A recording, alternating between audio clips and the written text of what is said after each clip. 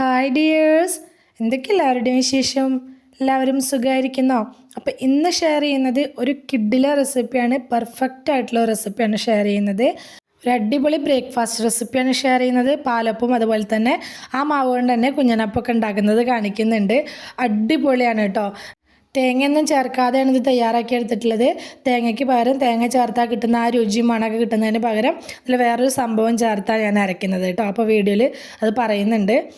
നല്ല ഹോൾസോട് കൂടി നല്ല ആരുകളോടൊക്കെ കൂടിയിട്ടുള്ള നല്ല കുഞ്ഞനപ്പം, അതുപോലെ തന്നെ നല്ല സോഫ്റ്റ് ആയിട്ടുള്ള നല്ല പെർഫെക്റ്റ് ആയിട്ടുള്ള പാലപ്പമൊക്കെ ഈ മാവ് കൊണ്ട് തന്നെ തയ്യാറാക്കി എടുക്കാനായിട്ട് പറ്റും കേട്ടോ.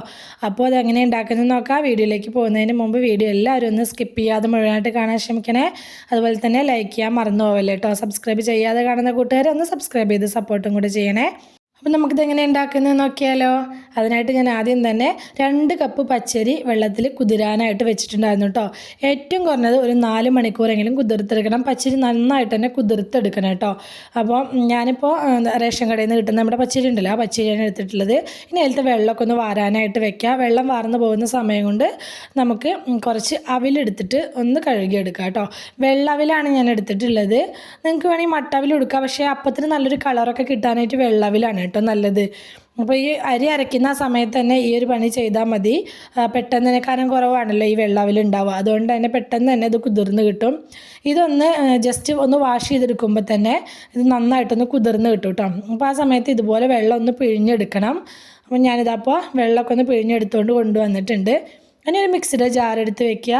നമ്മൾ വെള്ളം വാരാനായിട്ട് വെച്ചിട്ടുണ്ടായിരുന്ന അരി മിക്സിയുടെ ജാറിലേക്ക് ഇട്ട് കൊടുക്കുക. ഞാനിപ്പോൾ ഒറ്റ ട്രിപ്പായിട്ടാണ് അരച്ചെടുക്കുന്നത്. വലിയ ജാറാണ് എടുത്ത് വെച്ചിട്ടുള്ളത് കേട്ടോ. അപ്പോൾ നിങ്ങൾക്ക് അങ്ങനെ അരച്ചെടുക്കാൻ ബുദ്ധിമുട്ടുണ്ടെങ്കിൽ 2 തവണയായിട്ട് അരച്ചെടുത്താലും മതി. അരി മുഴുവനായിട്ട് ഇട്ട് കൊടുത്താൽ നമ്മൾ കഴുകി എടുത്ത് വെച്ചിട്ടുള്ള അവിൽ ചേർത്ത് കൊടുക്കുക. അവിലിന് പകരം നിങ്ങൾക്ക് ചോറ് എടുക്കുക, ഒരു 1/4 കപ്പ് എടുക്കുക കേട്ടോ. പിന്നെ വളരെ കുറച്ച് ഒരു 1/4 ടീസ്പൂൺ പോലും ഇല്ല അത്രയും ഈസ്റ്റ് ചേർത്ത് കൊടുത്തിട്ടുണ്ട്. പിന്നെ 2 ടീസ്പൂൺ പഞ്ചസാര ചേർത്ത് കൊടുത്തിട്ടുണ്ട്. പിന്നെ ഇതിലേക്ക് ചേർത്ത് കൊടുക്കുന്നത് വെളിച്ചെണ്ണയാണ്. ഒരു 2-2.5 ടേബിൾ സ്പൂൺ വെളിച്ചെണ്ണ ചേർത്ത് കൊടുക്കുന്നുണ്ട്. തേങ്ങ ചേർക്കുന്നതിന് പകരമാണ് ഇത് ചേർത്ത് കൊടുത്തിട്ടുള്ളത്. നമ്മൾ തേങ്ങ ചേർത്ത് അരച്ചുണ്ടാക്കുന്ന അതേ അപ്പത്തിൻ്റെ രുചിയും മണമൊക്കെ ഇതിന് കിട്ടും കേട്ടോ. അപ്പോൾ തേങ്ങ ചേർക്കണമെന്നില്ല, ഇതുപോലെ വെളിച്ചെണ്ണ ചേർത്ത് അരച്ചെടുത്താൽ മതി. ഇനി അരി അരയ്ക്കാൻ ആവശ്യമായിട്ടുള്ള വെള്ളം കൂടി ചേർത്ത് കൊടുത്തിട്ട് നമുക്കിത് നന്നായിട്ടൊന്ന് അരച്ചെടുക്കുക. ആദ്യം തന്നെ ഒരുപാട് വെള്ളം ഒഴിച്ചു കൊടുക്കാതെ അരയ്ക്കുന്ന സമയത്ത് നോക്കിയിട്ട് പോരാൻ നോക്കിയിട്ട് അങ്ങനെ ഒഴിച്ചു കൊടുത്തിട്ട് വേണം കേട്ടോ അരച്ചെടുക്കാനായിട്ട്. വെള്ളത്തിൻ്റെ അളവ് ഒരുപാട് അങ്ങ് കൂടിപ്പോയിട്ട് ഒരുപാട് ലൂസാക്കി എടുക്കരുത്. നിങ്ങളെടുക്കുന്ന പച്ചരിക്കനുസരിച്ച് വെള്ളത്തിൻ്റെ അളവിൽ വ്യത്യാസം ഉണ്ടായിരിക്കും. അരച്ചെടുക്കുന്ന സമയത്ത് ശ്രദ്ധിക്കേണ്ട കാര്യം എന്താണെന്ന് വെച്ചാൽ നല്ല വെണ്ണ പോലെ അരച്ചെടുക്കണം. ഒട്ടും തരികൾ ഉണ്ടാവാൻ പാടില്ല. ഇതുപോലെ നല്ല വെണ്ണ പോലെ അരച്ചെടുത്താലാണ് നമ്മുടെ അപ്പം നല്ല സൂപ്പറായിട്ട് കിട്ടുക കേട്ടോ. ഇതപ്പോൾ ഇതുപോലെ അരച്ചെടുത്തത് ഒരു പാത്രത്തിലേക്ക് മാറ്റി കൊടുക്കുന്നുണ്ട്. മിക്സിയുടെ ജാറ് കഴുകിയിട്ട് വളരെ കുറച്ച് വെള്ളത്തോട് കൂടെ വേണമെങ്കിൽ നിങ്ങൾക്ക് ചേർത്ത് കൊടുക്കാം കേട്ടോ. എന്നിട്ട് നമ്മുടെ കൈ വെച്ചിട്ട് ഒരു 2 മിനിറ്റ് നേരം നല്ല പോലെ കൈ വെച്ചൊന്ന് ഇളക്കി മിക്സാക്കി എടുക്കണം. നന്നായിട്ട് തന്നെ മിക്സാക്കി എടുക്കണേ. ഈ ഒരു സ്റ്റെപ്പ് സ്കിപ്പ് ചെയ്യരുത്. ഈ ഒരു സമയത്ത് ഉപ്പ് ചേർത്ത് കൊടുക്കുന്നില്ല, ഓവറായിട്ട് പുളിച്ച് പോവാതിരിക്കാനും വേണ്ടിയിട്ടാണ് കേട്ടോ. കൈ വെച്ച് നന്നായിട്ടൊന്ന് മിക്സാക്കി എടുത്തു കഴിഞ്ഞിട്ടുണ്ടെങ്കിൽ നമുക്കിതൊന്ന് മൂടി വെച്ച് കൊടുക്കുക. ഇപ്പോൾ ഒരു 7 മണിക്കൂറോളം ഞാനിത് ഫെർമെൻറ്റ് ചെയ്യാനായിട്ട് വെച്ചിട്ടുണ്ടായിരുന്നു. ഇപ്പോൾ ഒരു തണുത്ത കാലാവസ്ഥയാണല്ലോ, അതുകൊണ്ട് തന്നെ ഇത് പുളിച്ച് വരാനായിട്ട് കുറച്ച് സമയം എടുക്കും കേട്ടോ. വളരെ കുറച്ച് ഈസ്റ്റേ നമ്മളിതിലേക്ക് ചേർത്ത് കൊടുത്തിട്ടുള്ളൂ. അതുകൊണ്ട് തന്നെ ഒരുപാട് അങ്ങ് പുളിച്ച് പൊന്തിയൊന്നും വന്നിട്ടില്ല. പക്ഷേ നമ്മുടെ മാവ് നല്ല പെർഫെക്റ്റായിട്ട് റെഡി ആയിട്ട് ഇരിക്കുന്നുണ്ടാവും കേട്ടോ. അപ്പോൾ ഈ സമയത്ത് ഇതുപോലെ എടുത്ത് ഇളക്കി നോക്കുമ്പോൾ നമുക്ക് മനസ്സിലാവും അത്യാവശ്യം നന്നായിട്ട് തന്നെ നമ്മുടെ മാവ് റെഡി ആയിട്ട് കിട്ടിയിട്ടുണ്ട്. ഇളക്കി നോക്കുന്ന സമയത്ത് നമുക്കിതിലേക്ക് വെള്ളത്തിൻ്റെ പോരായ്മയൊക്കെ തോന്നുന്നുണ്ടെങ്കിൽ കുറച്ച് വെള്ളം കൂടിയൊക്കെ ആഡ് ചെയ്ത് കൊടുക്കുക കേട്ടോ. ഈ ഒരു സമയത്താണ് ഞാൻ ഇതിലേക്ക് ആവശ്യമായിട്ടുള്ള ഉപ്പ് ചേർത്ത് കൊടുക്കുന്നത്. അതുപോലെ തന്നെ മാവ് കുറച്ച് ടൈറ്റായിട്ട് തോന്നിയതുകൊണ്ട് ഞാൻ കുറച്ച് വെള്ളം കൂടി ഒഴിച്ചെടുക്കുന്നുണ്ട്. ഒരുപാട് ലൂസുള്ള മാവായി പോകരുത്, എന്നാൽ ചെറിയൊരു ലൂസ് ഉണ്ടായിരിക്കും വേണം കേട്ടോ. ഇല്ലെങ്കിൽ മാവ് നമ്മൾ ചുട്ടെടുക്കുന്ന സമയത്ത് അത്ര റെഡി ആയിട്ട് കിട്ടില്ല. ഉപ്പും വെള്ളവും കൂടി ചേർത്ത് കൊടുത്തിട്ട് നന്നായിട്ട് ഒന്നുകൂടി ഇളക്കി മിക്സാക്കിയ ശേഷം ഞാൻ ഒന്നുകൂടി ഇത് മൂടി വെച്ച് കൊടുക്കുന്നുണ്ട്. മൂടി വെച്ചിട്ട് ഒരു 10-15 മിനിറ്റ് നേരം കൂടി വെച്ച് കൊടുക്കുക കേട്ടോ. സമയം ഉണ്ടെങ്കിൽ ഒരു അരമണിക്കൂറും കൂടിയൊക്കെ വെച്ച് കൊടുക്കുക. അപ്പോൾ ഒന്നുകൂടി മാവ് സെറ്റായിട്ട് കിട്ടുമേ. ഞാനിപ്പോൾ ഒരു 15 മിനിറ്റ് നേരം വെച്ചിട്ടുണ്ട്. വീണ്ടും ഒന്ന് ജസ്റ്റ് ഒന്ന് ഇളക്കി കൊടുത്ത ശേഷം നമുക്ക് ഇനി ഇത് ചുട്ടെടുക്കുക. ആദ്യം ഞാൻ പാലപ്പം ചുടുന്നതാണ് കാണിക്കുന്നത് കേട്ടോ. അപ്പച്ചട്ടി വെച്ച് കൊടുത്തിട്ടുണ്ട്. അപ്പച്ചട്ടി അത്യാവശ്യം നല്ല ചൂടുണ്ടായിരിക്കും, എന്നാൽ ഓവറായിട്ട് ചൂടായി പോവുകയും ചെയ്യരുത്. ഓവറായിട്ട് ചൂടായി കഴിഞ്ഞാൽ മാവ് ഒഴിച്ചിട്ട് നമ്മൾ ചുറ്റിച്ചെടുക്കുന്ന സമയത്ത് മാവ് ചട്ടിയിൽ കിടന്ന് തിരിയുള്ളൂ, അപ്പത്തിൻ്റെ ഷേപ്പിൽ കിട്ടില്ല. എന്നാൽ ചട്ടിക്ക് അത്യാവശ്യം ചൂടുണ്ടായിരിക്കും വേണം. എന്നാലാണ് മാവ് ഒഴിച്ച് കൊടുത്ത സമയത്ത് ഇതുപോലെ തന്നെ ഹോൾസുകൾ വരുള്ളൂ കേട്ടോ. ഹോൾസുകൾ ഇതുപോലെ വന്ന ശേഷം മാത്രമേ മൂടി വെച്ച് കൊടുക്കാൻ പാടുള്ളൂ. മൂടി വെച്ച് ജസ്റ്റ് ഒരു 30 സെക്കൻഡ് വെയിറ്റ് ചെയ്യുക.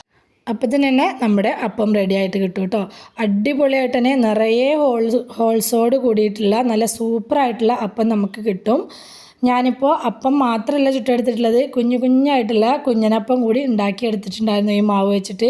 അതിന് ദോശ ചട്ടി വെച്ച് കൊടുത്തിട്ട് അതിലേക്ക് ഇതുപോലെ കുറേശ്ശെ മാവ് ഒഴിച്ചു കൊടുത്തിട്ട് പരത്തുന്നില്ല കേട്ടോ. അതുപോലെ കുറേശ്ശെ മാവ് ഒഴിച്ചു കൊടുത്തിട്ട് അങ്ങനെ മൂടി വെച്ച് കൊടുക്കുകയാണ് ചെയ്യുന്നത്. അത്യാവശ്യം നല്ല ചൂടോട് കൂടി തന്നെ ആയിരിക്കണം ചട്ടി, എന്നാൽ മാത്രമേ ഇതുപോലെ ഹോൾസ് വരുള്ളൂ കേട്ടോ. മൂടി വെച്ച് കൊടുക്കുക. മൂടി വെച്ച് കൊടുത്തിട്ട് ഫ്ലെയിം കുറച്ച് വെക്കുക. എന്നിട്ട് ഒരു 30 സെക്കൻഡ് വെയിറ്റ് ചെയ്യുക. അപ്പോൾ ഇതുപോലെ നല്ല അടിപൊളിയായിട്ടുള്ള കുഞ്ഞനപ്പം നമുക്ക് ഉണ്ടാക്കിയെടുക്കാൻ പറ്റും കേട്ടോ. കുട്ടികൾക്കൊക്കെ ഈ രീതിയിൽ ഉണ്ടാക്കി കൊടുക്കുകയാണെങ്കിൽ അവർക്ക് കാണാൻ തന്നെ ഇഷ്ടമായിരിക്കും. ഈ കുഞ്ഞു കുഞ്ഞു അപ്പങ്ങൾ കാണുന്നത് തന്നെ ഇഷ്ടമായിരിക്കും. പിന്നെ നമ്മൾ പാലപ്പം ചുടുന്നതിനെക്കാട്ടിലൊക്കെ ഭയങ്കര ഫ്ലഫി ആയിട്ടായിരിക്കും ഈ അപ്പം ഉണ്ടാവുക.